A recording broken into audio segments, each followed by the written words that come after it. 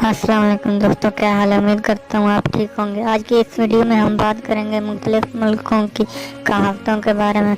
लेकिन उससे पहले अगर आपने हमारा यूट्यूब चैनल सब्सक्राइब नहीं किया तो हमारे चैनल को सब्सक्राइब कर लें और साथ में बेल आइकन